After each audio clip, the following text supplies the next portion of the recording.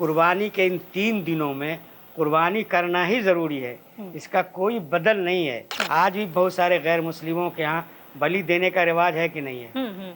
बलि देते हैं कि नहीं देते हैं? बिल्कुल। हमसे ज़्यादा बलि वो देते हैं, हमसे ज़्यादा कुर्बानी करते हैं, उस पर कोई नहीं बोलता है। एक कुर्बानी से हज़ारों इंसानों को फ़ायदा पहुँचता है। आम रास्ते पर, चौक चौराहे पर, खुली जगह में कुर्बानी करने से परहेज़ करना चाहिए। उसी तरह गरीब आदमी है, अगर कर देगा कुर्बानी तो उसका बहुत सवाब मिलेगा, नहीं करेगा तो कोई गुनाह नहीं। आप कुर्बानी का गोश्त अपने गैर मुस्लिम अहबाब दोस्त को भी खिला सकते हैं। आदाब, नमस्कार। आप देख रहे हैं मंथन टुडे। मैं हूं आपके साथ उज़मा। आज हमारे साथ है मुफ्ती सुहेल अहमद काशमी और इनसे आज हम समझेंगे ईद उल अज़हा के बारे में। बहुत बहुत खैर मकदम है मुफ्ती साहब आपका। सबसे पहला सवाल मेरा यही रहेगा मुफ्ती साहब आपका कि बकरीद यानी कि जिसको हम ईद उल अज़हा भी कहते हैं, का इस्लाम में इसका क्या महत्व है? बिस्मिल्लाहिर्रहमानिर्रहीम। पहले तो आपका बहुत बहुत शुक्रिया कि आपने मुझे इस लायक समझा और मुझे अपने स्टूडियो में बुलाया और कुर्बानी से मुतल्लिक़ कुछ जानकारी लेने की मुझसे कोशिश की।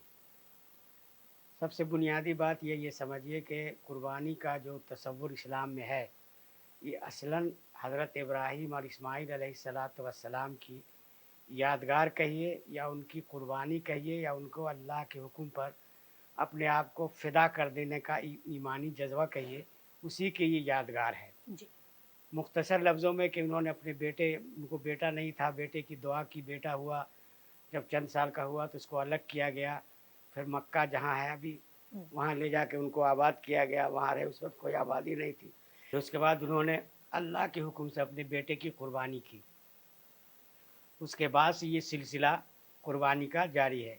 इस्लाम से पहले भी हज़रत इब्राहीम के बाद से ये सिलसिला तमाम मज़हबों में जिस अंदाज़ की भी होती रही, उसमें ये सिलसिला जारी रहा।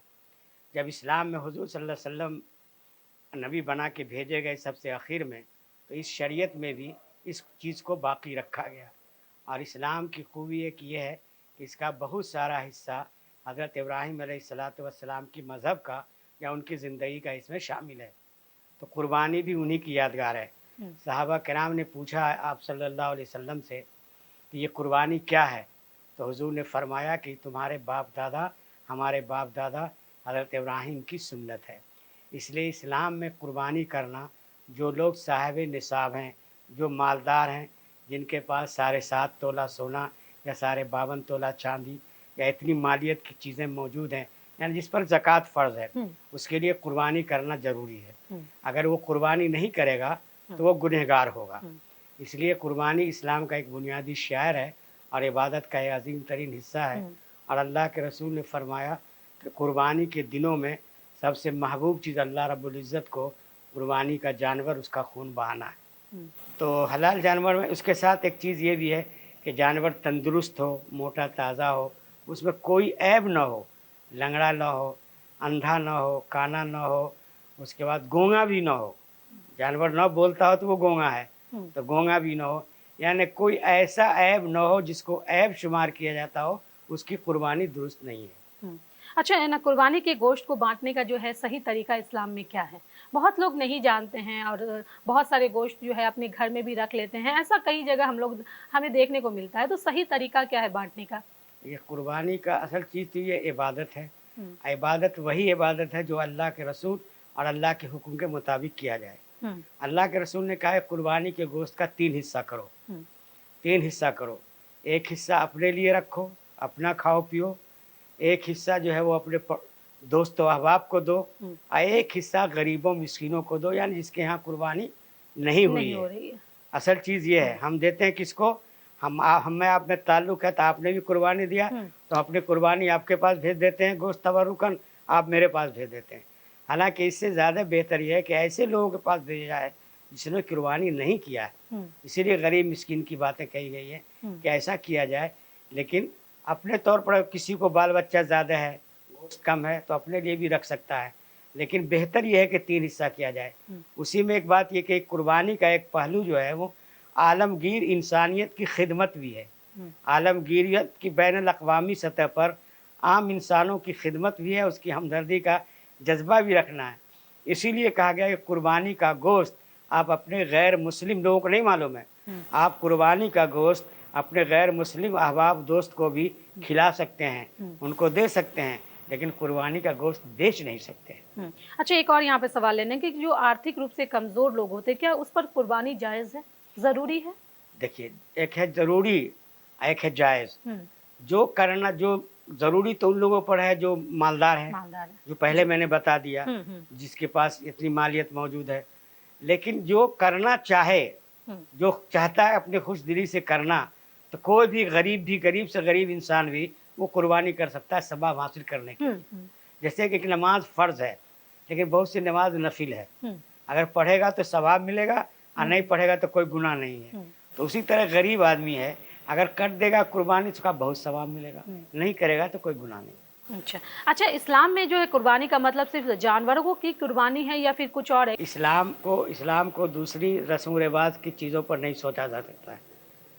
इस्लाम को रस्म रिवाज की चीज़ों पर नहीं सोचा जा सकता है। आप दूसरे लोगों के यहाँ बहुत सारी चीज़ें रस्म रिवाज होती है, लेकिन इस्लाम में कुर्बानी के इन 3 दिनों में कुर्बानी करना ही ज़रूरी है। इसका कोई बदल नहीं है, इसका कोई बदल नहीं है। जब कुर्बानी का महीना आता है तो लोग खामखा का इतराज़ जवाब शुरू करते हैं, ऐसे करो वैसे करो फला करो। आज भी बहुत सारे गैर मुस्लिमों के यहाँ बलि देने का रिवाज है कि नहीं है?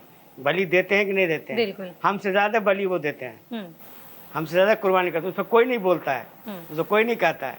इसलिए कुर्बानी के दिनों में बहुत से लोग कहते हैं कि इससे पैसा ज़ाय होता है। पैसा ज़ाय नहीं होता है।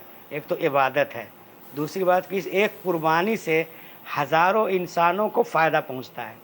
चाहे बकरी चराने वाला, बकरी पालने वाला, बकरी ख़रीदने वाला, बकरी ज़बह करने वाला, मंडियों में, कारोबारी में, ट्रांसपोर्ट वालों को, मतलब कितने लोगों को हम बात बताएं, हर एक को किसी न किसी हद तक फ़ायदा पहुंचता है।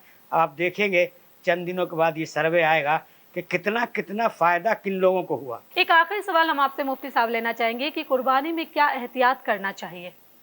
देखिए, कुर्बानी में एहतियात ये करना चाहिए कि इसको आम तौर से जहाँ कुर्बानी की जगह शहरों में मुतय्यन है, शहर में तो बहुत सारी जगहों में ज़बह का मुतय्यन है, वहाँ ले जाके इसको करना चाहिए।